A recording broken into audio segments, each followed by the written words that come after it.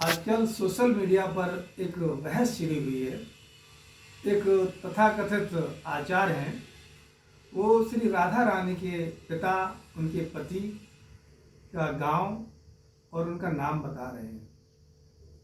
मेरा मानना है उन आचार्य को भी एक संदेश है और भक्तों को भी कि आप एक 5000 पहले के महापुरुष के बारे में एक प्रामाणिकता दे रहे हैं कि आप ऐसा नहीं ऐसा था, वैसा नहीं वैसा था। इसके बजाय अगर हम श्री जी के चरित्र का चिंतन करें, उन्होंने जो जीवन जिया अपना, श्री जी प्रेम का प्रतीक माने जाते हैं, पूरे विश्व में उनकी पूजा होती है।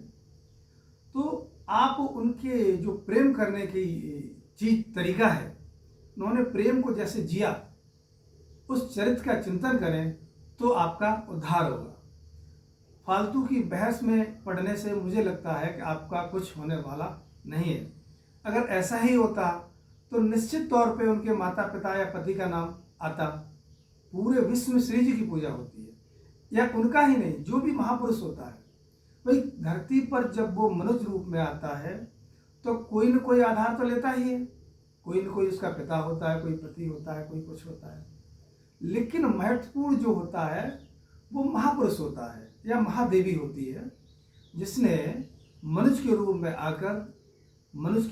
आकर उसने अपने आप को देवी और देवता, नर से नारायण की यात्रा की। महत्वपूर्ण बात ये नहीं है कि वहाँ कहाँ जन्मे, क्या नाम था उनका, क्या नहीं था।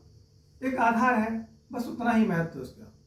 तो हम ये कहना चाहते हैं कि जो उद्धार होना है उस महापुरुष की बातें, उसने अपना जो एक अच्छा चरित्र जिया संसार में, वो कैसे जिया, वो प्रेम का प्रतीक है। उन्होंने संसार वासियों को बताया कि प्रेम की पराकाष्ठा क्या होती है, प्रेम का मतलब क्या होता है।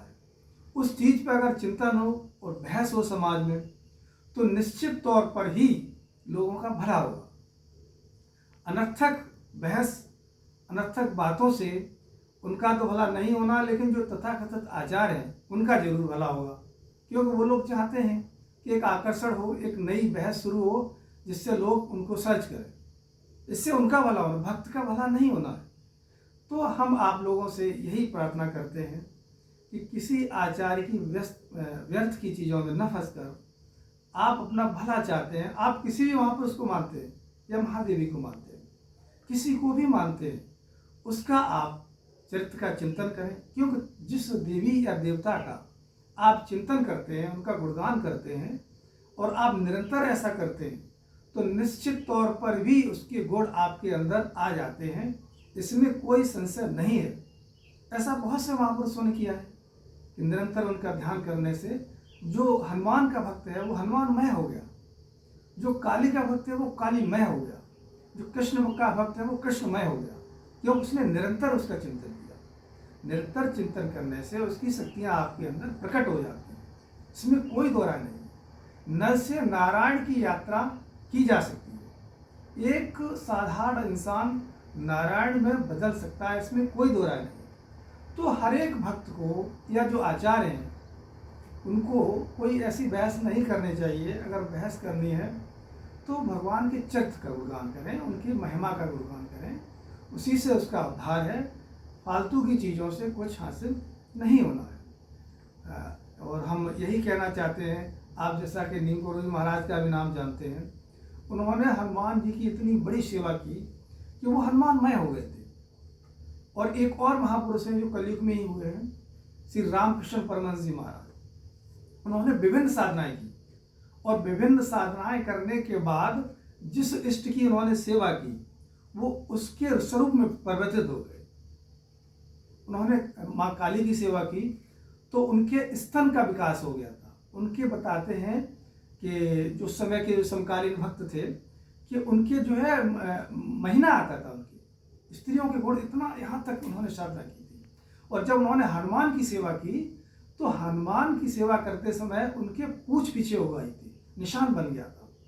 तो आपको मेरे कहने का, इन सारी बातों का कहने का एक ही मतलब है कि अगर आप करें तो ईश्वर के चरित्र का चिंतन करें, उनके महान गुणों का चिंतन करें, उससे आपका उद्धार होना है। और किसी आचार्य की बेवजह की बहस में नहीं पड़ना है। और वास्तव में अगर कोई सच्चा भक्त है, कोई आचार्य है, तो इस तरह की बात करेगा भी नहीं। भैया अगर आप कौन होते हैं कि 5000 साल पहले की बात को प्रामाणिकता के साथ कह सकते हैं? 5000 पहले की घटना शास्त्र है, उन्हीं के आधार पर कह रहे हैं आप।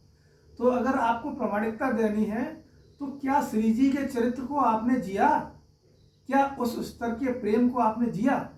अगर आपने जिया होता तो श्री जी स्वयं ही बताती कि मेरे पति कौन थे, मेरे पिता कौन थे, मैं कहाँ की थी। तो आपसे यही कहना चाहते हैं, बेवजह की बहस में ना पड़े भक्त लोग। और इन लोगों का फायदा है इससे, आपका कोई फायदा नहीं है। आपको अगर अपना उद्धार करना है तो आप जिस इष्ट को मानते हैं उसके चरित्र का चिंतन करिए, उसी से आपका उद्धार होना है, उसी से आपका भला होना है।